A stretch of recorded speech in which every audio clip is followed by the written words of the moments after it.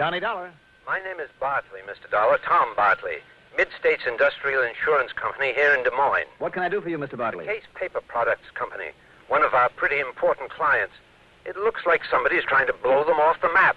Blow them off the map? Explosions and fires in a couple of their chain of warehouses. Oh? Yes. That have so far cost us over $120,000. And if they have any more of them, or if their main plant here in Des Moines gets hit... I see what you mean. Okay, Mr. Bartley. If I get any kind of break on plane schedules, I'll see you sometime late this afternoon. The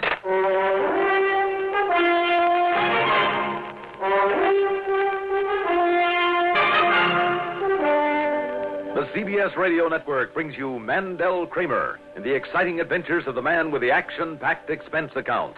America's fabulous freelance insurance investigator, Yours truly, Johnny Dollar.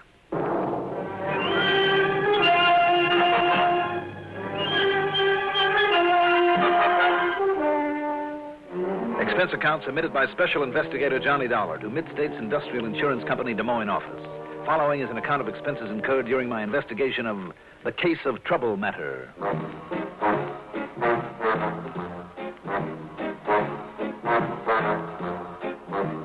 Expense account item 1, $102.65 plane fare to New York to Chicago to Des Moines, Iowa. And thanks to good connections, we circled the transmission tower of KRNT, passed over the Raccoon River, and set down at Municipal Airport shortly after 4 p.m. Item 2, out of force of habit, $50 deposit on a rental car. I headed north on Fleur Drive, that's Route 123, and a few minutes later walked into Tom Bartley's office on Mulberry Street in town. I beg your pardon. Yes, Mr. Case. What? Oh, I'm sorry. Well, may I help you, sir? Well, I don't know. My name is Johnny Dollar, and... Is something wrong, miss? No. I'm sorry. And Mr. Bartley is expecting you, Mr. Dollar, but he isn't here now. Oh? He's gone to Indianola. Where's that? 18 miles south of here, and he wants you to meet him there, Mr. Dollar, just as quickly as possible. Okay, but where down there? He says you'll know when you get there, and that you'll have no trouble finding him. Well, I've never met him, you know. Just the same, he says you'll know when you get there. Funny.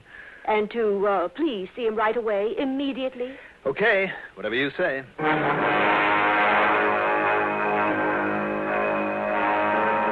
Indianola's a little town, about 7,000. And that secretary was right. I had no trouble at all finding Tom Bartley, much less his reason for being there. A thick pall of smoke hung over the place. It came from the smoldering remains of a big building just a block off Highway 69 near the edge of the South River. A sign at one edge of the property said the building had belonged to Case Paper Products Company. I pulled up next to a group of firemen who were busy with a hose, killing the last of the hot spots. Hey, Dollar. Johnny Dollar. Yeah. Tom Bartley. Tom, glad to know you. Well, there you are. There it is, number 3, what's left of it. And this one will cost us $50,000, $60,000 more at least. You think this and the others you called about have been arson, So does Albert Case. He and his brother Ed own the business. Main plant in Des Moines and a lot of warehouses scattered around. Why scattered around, Tom, instead of close to the main plant? No room up there. Also, it saves money because of cheaper property in these small towns. Where are the others? Well, those that are left are in Knoxville, Osceola, Colfax, and Grinnell. But who knows for how long? On the phone, you said explosions and fires. That's the way they've all started, with an explosion. Yeah. That would indicate arson, all right. Also a pattern by one man. Right. But paper burns so hard and fast and hot, there's never any concrete evidence after a fire's over. About these Case brothers, Tom. Now, look, there's no point in hanging around this mess. It's all over and done with, but our insurance payoff. So why don't you pile into your car and follow me home, Johnny? We can talk about it there over a stiff drink that I can well use. Okay, if you like. Besides, it's getting late, and I promised Millie I'd bring you home for dinner. Lead the way.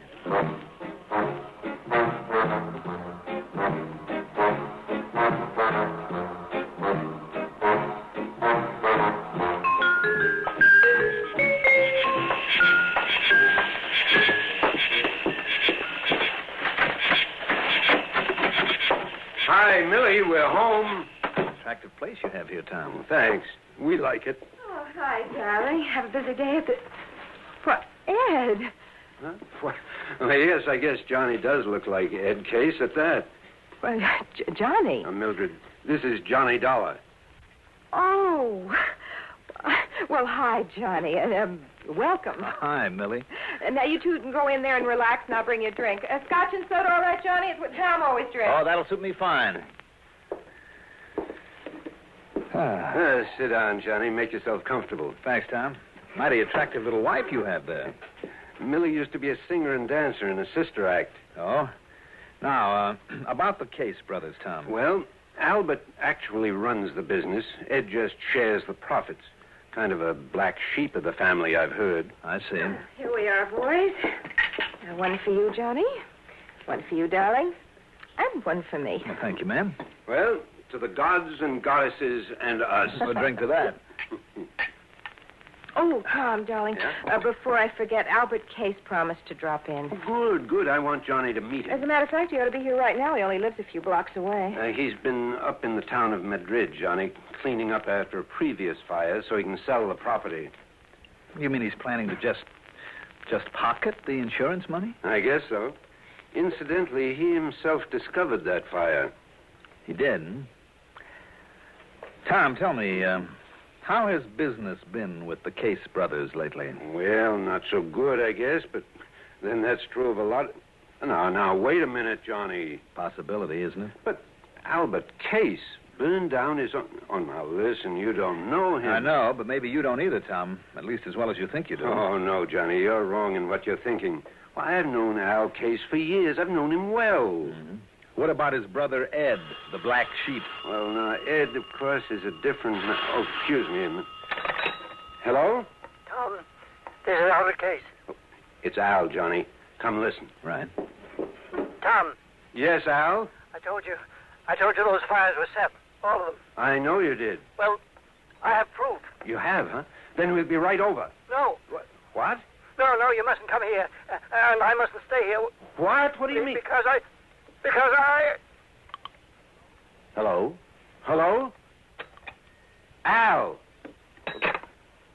I don't get it. You know where he lives, Tom? Well, sure, but why did he hang up? Come on, let's go.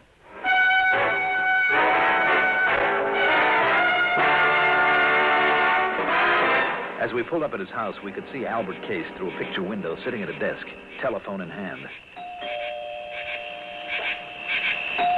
Hey, Al, we're here. Darling, can't you see he's on the phone I in know, there? but he acts as though he doesn't even hear us. Wait, Tom. What's the matter, Johnny? Stand back. Well, what's that? Stand back. Here we go now. Johnny. Yes, what's the matter? Couldn't you see from out there? Now do you see? Oh, no, what's wrong with... Oh, no. Well, Johnny? Right through the forehead, Tom. Looks like it was done by a .38.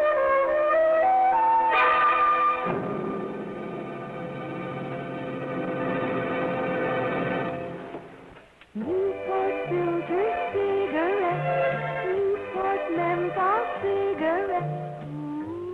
You know, sometimes late at night when business gets slack here in the diner and I'm listening to the radio, I think to myself, Miney, suppose that Newport dame should walk in right now, sit down at the counter and say, Miney, from now on I want you to smoke Newport filter cigarettes. You know they have the soothing coolness of menthol, a hint of mint and wonderful rich tobacco. It's that exclusive, pleasant smoking combination that makes Newport more refreshing to begin with, more refreshing all the way. Will you do this for me, Einie? Lady, I'd say, take the place. The whole joint, the steam table, the coffee maker, it's all yours. I'm a Newport smoker forever.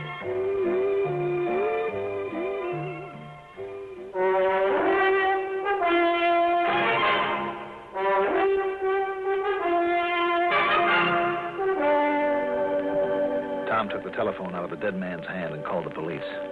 Millie turned pale and slumped into a chair, and I gave the place a quick rundown, checked the doors and windows.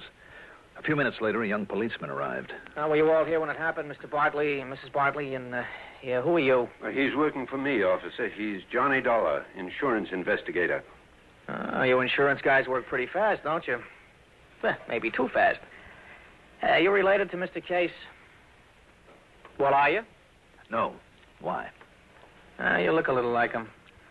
All right, now, who busted in the front door? I did, officer, when I saw through the window that something was very obviously wrong with Mr. Case.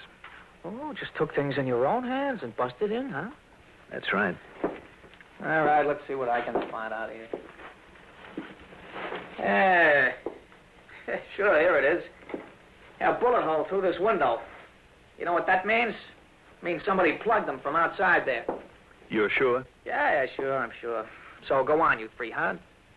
Now, where'd your wife go, Bartley? Out to the car. Yeah, well, who told her she could leave? Who told her she had to sit here looking at a corpse?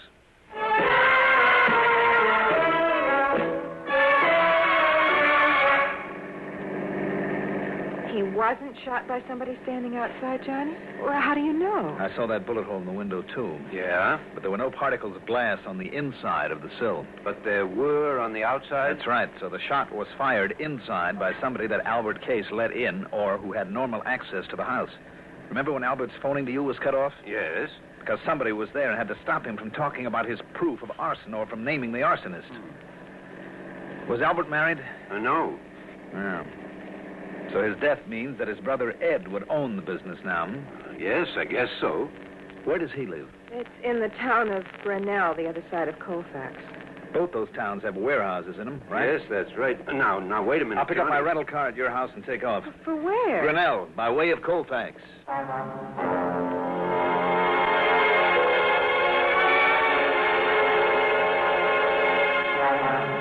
But at Colfax, I made a stop to question some of the people standing around another big warehouse fire. Yes, the Case Paper Products warehouse. But in walking toward it in the semi-darkness, I stumbled over a little old man quietly sobbing to himself. I'm sorry, I didn't mean to walk all over you like that. Oh, what difference does it make? I knew it would happen. I knew this was going to happen. You mean this fire? Yes, and I told Mr. Albert it was going to happen, too. Wait a minute. You mean Mr. Albert Case? Yes, I've been his night watchman for years, I have. And I told him it would happen, I did. Ever since that car started coming around here every night, prowling around, I knowed it wasn't up to any good, and I told him so. I told Mr. Albert about it. What kind of a car was it? Big, white, fine car. A Pirati with no top onto it. Yes? And when I told him about that car this afternoon, you know what Mr. Albert said? What? He said he knew then. He knew who it was that'd been trying to burn him out. He said he knew him. Did he tell you who he meant? Only that now he was sure. And he give me this gun, this pistol to carry, in case it'd come around again. A white Pirati convertible, Yes, sir. And I think I know the man he means, too, that drives one. And if he does come round here, Mr... Hey, let me help you up, Yes, Sam.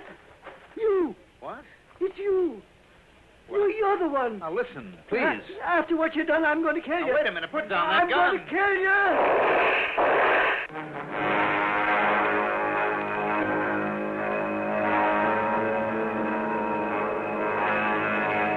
Thank goodness it was a bad shot. There was no point hanging around to explain things to the fireman. I grabbed his gun and took off. Pete thought that I was someone else. Millie Bartley had, too. Matter of fact, even I had noticed a sort of family-type resemblance between myself and the dead man, Albert Case. All right. I'd hoped to make the rest of the trip in something under legal time, but after having the fuel pump of my car conk out on me, then spending literally hours at an all-night service station getting a new one, incidentally, that's item 3, 1580, the sun was up by the time I got to Grinnell. At police headquarters there, I barged into the office of Lieutenant Cal Golden without waiting to be announced. Well, you're an early bird. Sit down for a minute while I finish up this report, Mr. Case. What? Oh, sure. Tried all night to phone you, Mr. Case, but got no answer. You did, hmm? That's very interesting. I'm afraid I have bad news for you about your brother, Albert. There we are. Yeah. Seems that last night somebody... Wait a minute. Yeah? Well, I'll be... You look like Ed Case. Don't worry, Lieutenant. You're not the first one to make that mistake. But who are you, then? My name is Johnny Dollar. I'm an insurance investigator. By golly, you look enough like Ed Case to be his twin brother, and you sound like it. Tell me, you haven't been able to contact him yet? No, sir. Then let me throw one at you, Lieutenant. Yeah?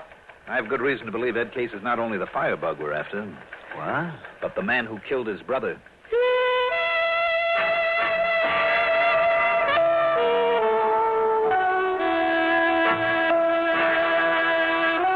took a little convincing, but the lieutenant finally agreed to put out an APB on Ed Case. And he gave me Ed's address, 1217 LaCroix Place. There was no answer to the doorbell there, so I went to the house next door. Yes? Oh, excuse me, ma'am. Oh, it's you, Ed Case. I beg your pardon. No, wait.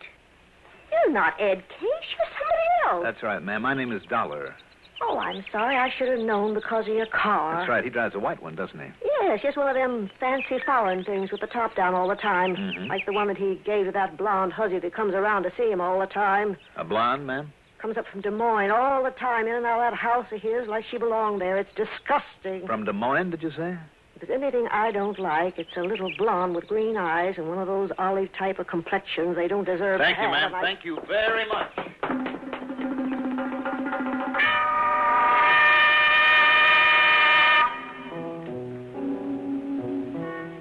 That description of Ed's girlfriend. It was Millie Bartley, Tom's wife. Petite, olive complexion, green eyes, and she lived in Des Moines.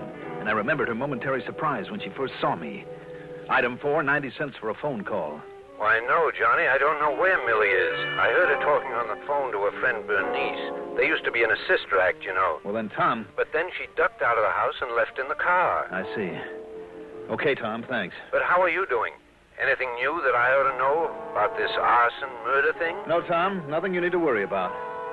Not yet.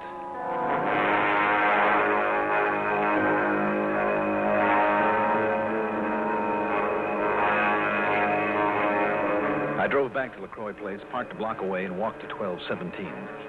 There was no answer again, so I went around to the back door, slipped the lock with a business card, and walked in, leaving it open for a possible quick exit. That was a mistake, because a couple of minutes later, as I rounded a corner to the living room, I felt the barrel of a gun in my back. Oh, so you're out of town, huh? Well, now I know different. Now, wait a minute. Don't move, Eddie boy. Trying to stall on that $5,000 you owe me won't work. You think I'm Ed Case? What do you mean, think? Now, listen, You know what happens when you try and stall me, Eddie? This... Ah!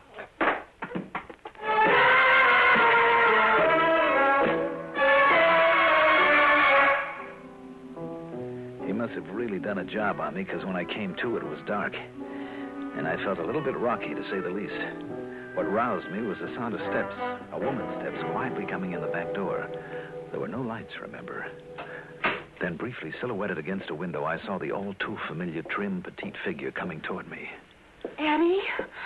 Oh, no, you're hurt. Oh, honey, you're hurt. What happened? Oh, you don't know. Oh, yeah, where's Louie getting even because you didn't pay him soon enough for that last fire? Oh, here, Eddie, let me turn on the lights and help you. No. Just let me rest a minute. Oh, I knew that was him I passed on the highway. Why did you come over here from Des Moines? To make sure you'd play dumb when the cops told you about poor dear old Albert getting knocked off. Why did you come here to the house? Because I hoped that you'd come here, I guess. Oh, you should have waited until I could get up the money to pay Louie. You mean for killing Albert, too? Huh? Yeah. I mean, no. You killed Albert. I saw you from the outside in the car. Yeah, you'd swear to that, wouldn't you? Eddie, what a thing to say. You sound like you don't trust me. Look, we're in this thing together. And whose idea was it to knock off Albert? Well, like I told you, you had to because he was getting wise to you about the fires. You had it figured out that way right from the beginning, didn't you? Baby, now look. First, burn up the warehouses, collect the insurance on them. Well, sure. Then get Al out of the way so you and I would have it all. Well, yeah, that's right. Eddie, what are you talking this way for? I don't understand you. I wish to heaven I didn't understand you, Millie. Millie? Come on, let's turn on the lights in here. Eddie, you're not Eddie. Who are you? Don't try to kid me, Millie. Wait a minute. Who are you? Oh, you're the dick. That insurance investigator Millie told me about, Johnny Dollar. Let me out of here. Sorry, baby. Let go of me. You're going to stay right here. Millie Barkley's sister Bernice, huh? Well. Sister? Yes. On account of we looked alike, we did a sister act once before she married that Bartley guy. Will you let me go? Not a chance, Bernice. Let me go. I think maybe you better, Dollar. What? Eddie. Yeah, me, Eddie. Don't move, Dollar. Get his gun, Bernice. Take his gun away. Yeah, sure, Eddie. Here it is. Ed Case, hmm? That's right. I guess maybe we do look like each other, don't we? It fooled Bernice, Eddie. Before I put the lights on, she told me everything. Eddie, don't believe him. It's a lie. No, it isn't, baby. I heard. But listen, I thought he was you. Don't you understand? I thought he was you. Why'd you drive on over here anyway? Because Millie told me Dollar was coming You been here. shooting off your mouth to Millie, too? I could tell she was getting wise about the fire. You told her. No, Eddie, honest. But she was my friend. She thought maybe she could help me out of this mess. Yeah, you're too late, Bernice. Eddie, what are you going to do? I'm going to get rid of the both of you. No. Then figure out some way to shut up Louie. But you two are first. Eddie. You'll never get away with this, Eddie. No, even when I use this gun of yours to knock you off? Eddie, please, you're drunk or you're crazy or something. What, crazy to save my own life to keep you and Louie and Diver here from putting a noose around my neck? It's there already, Eddie, and you know it. Shut up. It won't be after I kill you. Eddie, please, That's please. going to be right now. Wait a minute. Who's that? The cops. It must be the cops. Oh, yeah? Well, if it is, you wait here. You wait. Oh, no, you don't. You should have turned toward that door. Out of my way. Oh, Eddie, you hit me. Now, you, Dollar. Wrong, Eddie. You may have killed her, but you're not going to...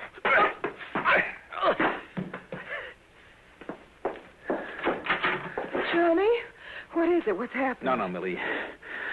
Don't go in there. Bernice? Yes. Eddie killed her. I'm sorry. She was my friend. I'm sorry, Millie. Where's Tom? I came alone, Johnny. Why? When I talked to Bernice on the phone, I knew I could tell that your suspicion of Eddie was right. And I hoped that somehow I could help her. Maybe you better call Tom and tell him where you are and what's happened.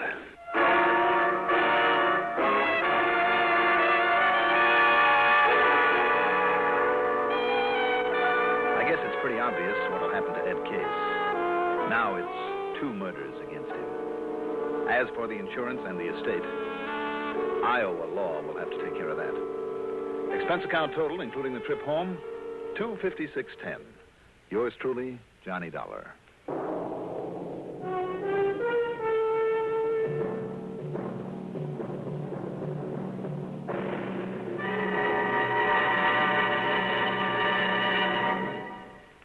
Now, here is our star to tell you about next week's story. Next week, a story with a twist that will surprise you as much as it did me. Tune in, won't you? Yours truly, Johnny Dollar. If you drive a car, remember this. Almost anywhere in the country where you see the Sinclair sign, you can save up to 4 cents a gallon on gasoline by using Sinclair Dino. That's because in 3 out of 5 cars, regular price Sinclair Dino matches the performance of expensive premium gasolines costing up to 4 cents more a gallon. Drive with care and buy Sinclair Dino gasoline.